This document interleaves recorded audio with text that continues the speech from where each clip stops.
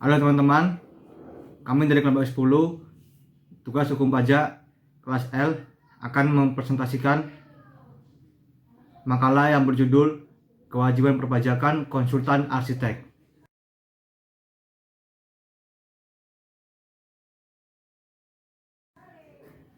Arsitek adalah seseorang yang memiliki lisensi dan profesional dalam bidang seni dan ilmu pengetahuan.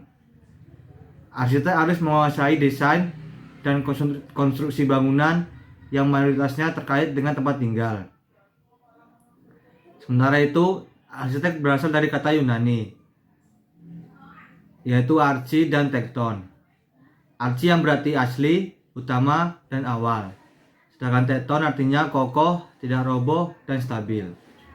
Jika digabungkan, arsitekton berarti orisinal dan kokoh. Arsitek juga memiliki kaitan yang berhubungan dengan seni dan teknik. Arsitek berhubungan dengan seni karena harus membuat bangunan dan struktur yang estetik. Namun lebih dari itu, arsitek juga berhubungan dengan teknik karena harus memperhatikan unsur fungsional, keamanan, keselamatan, dan kesejahteraan publik. Tugas utama dari seorang arsitek adalah merancang dan mendesain suatu bangunan.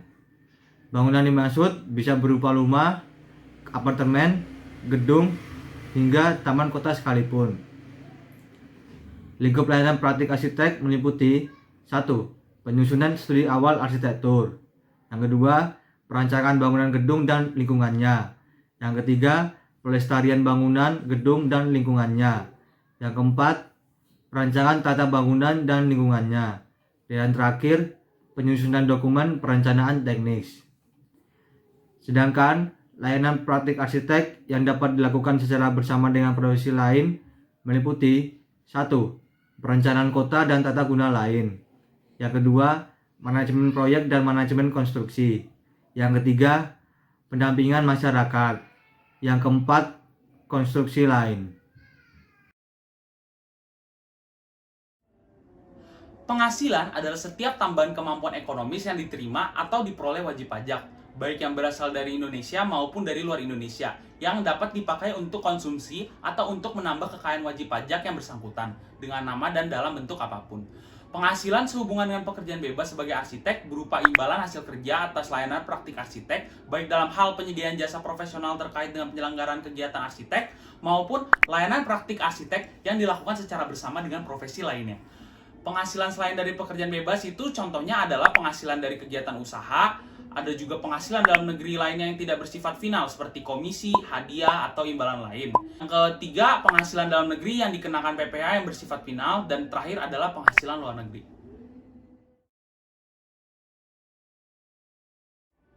Secara umum, hak arsitek sebagai wajib pajak meliputi: yang pertama, wajib pajak mempunyai hak untuk mendapat kembalian kelebihan pembayaran pajak yang dibayar atau yang telah dipotong atau dipungut lebih besar dari yang seharusnya terhutang.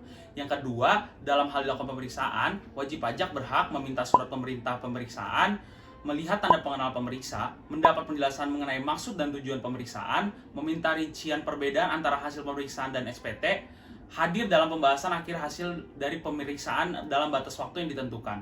Yang ketiga, hak untuk mengajukan keberatan, banding, dan peninjauan kembali. Yang keempat, hak kerahasiaan bagi wajib pajak seperti hak kerahasiaan SPT, data dari pihak ketiga, dan dokumen rahasia wajib pajak lainnya. Yang kelima, hak untuk penundaan pembayaran. Keenam, hak untuk pengangsuran pembayaran, hak untuk penundaan pelaporan SPT tahunan, hak untuk pengurangan PPh pasal 25, hak untuk pengurangan PBB, hak untuk pembebasan pajak, hak untuk pengembalian pendahuluan kelebihan pembayaran pajak, hak untuk mendapat pajak ditanggung pemerintah, dan yang terakhir adalah hak untuk mendapat insentif pajak. Sebagai wajib pajak dalam negeri, arsitek memiliki kewajiban sebagai berikut. Yang pertama, mendaftarkan diri sebagai wajib pajak, dan apabila peredaran usaha lebih dari 4,8 miliar rupiah dalam 1 tahun pajak, arsitek wajib melaporkan usaha untuk dikukuhkan sebagai pengusaha kena pajak atau PKP. Yang kedua, kewajiban pembayaran, pemotongan, dan pemungutan dan pelaporan pajak, yang dimana Yang pertama dalam melakukan pembayaran PPh pasal 25 atau penghasilan atau pendapatan yang diterima selama tahun pajak berlangsung. Yang kedua, melakukan pemotongan atas pasal PPh 21 apabila memiliki karyawan. Yang ketiga, melakukan pemotongan atau PPh pasal 4 ayat 2 apabila arsitek sebagai penyewa dengan pemilik tempat adalah orang pribadi serta ditunjuk sebagai pemotong. Yang kelima, menyampaikan surat pemberitahuan SPT PPh OP formulir 1770. Yang keenam, arsitek sebagai wajib pajak orang pribadi yang melakukan pekerjaan bebas diwajibkan untuk melakukan pembukuan. Apabila arsitek memiliki penghasilan di bawah 4,8 miliar rupiah, maka diperbolehkan untuk memilih menggunakan pencatatan. Yang ketujuh, menyampaikan surat pemberitahuan masa PPh pasal 21. Yang kedelapan, yang terakhir, adalah memungut, menyetor, dan menyampaikan SPT masa PPN apabila telah dilakukan sebagai PKP. Dan tentunya pajak juga memiliki jasa konsultan tersendiri. Sebagian perusahaan merasa kewajiban perpajakannya akan menjadi lebih mudah dengan mempekerjakan konsultan pajak untuk mengurus dan mengatur itu semua. Tidak hanya itu, peran konsultan pajak juga untuk memberikan pelayanan terkait perhitungan dan evaluasi pajak perusahaan tersebut.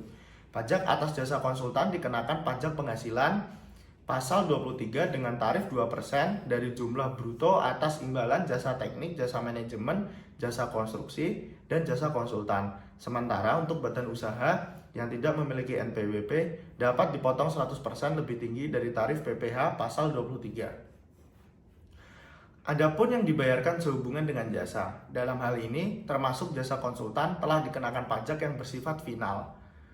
Sebelum menyiapkan SPT tahunan, PPh badan, jasa, atau perusahaan konsultan harus sudah menyusun pembukuan dan laporan tentang terkait tahun pajak yang bersangkutan. Setelah menyusun prosesnya, jasa konsultan tersebut dapat menyiapkan SPT badan dengan mengisi formulir isian 1771. Setelah mengisi formulir SPT badan secara benar, jelas, dan lengkap, maka dapat melaporkannya. Adapun pilihan dalam melakukan pelaporan SPT, badan bisa dengan datang ke KPP tempat perusahaan konsultan terdaftar atau untuk lebih mudah lewat e-filing.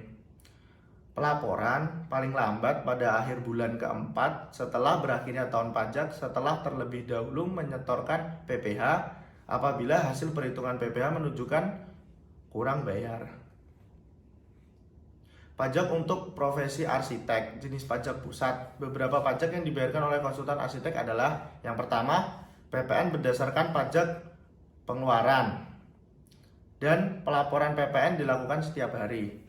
PPh 21 untuk pemotongan karyawan, untuk pemotongan subkontraktor atau TA perorangan. PPh 23 untuk jasa servis kendaraan dan mesin fotokopi. PPh 23, PPh final 4 ayat 2 untuk pemotongan terhadap konsultan yang memiliki fasilitas usaha pelaksanaan konstruksi. Tidak perlu membayar PPh 25 karena Airmas masuk dalam klarifikasi usaha perencanaan konstruksi. Dan yang terakhir, tidak perlu membayar PPh badan. Konsultan juga menghadapi klien yang tidak ingin membayar PPN untuk jasa konsultasi yang diterimanya. Seperti yang diketahui, PPN wajib dibayarkan untuk konsultan yang sudah PKP sebesar 10% dan ditanggung oleh end user. Hal ini dapat disiasati memasuki PPN langsung ke komponen pricing yang ditawarkan ke klien. Pengurusan pajak dengan klien juga kerap menghadapi masalah PPh mana yang harus dibayarkan. Apakah PPh 21, 23, 24, 25, atau 29? Jadi perlu dilibat kontrak dengan detail antara pemberi dan penerima tugas di awal agar dapat menentukan pembayaran pajak mana yang seharusnya. Penting untuk disepakati di awal untuk menghindari dispute di akhir masa pembayaran kontrak.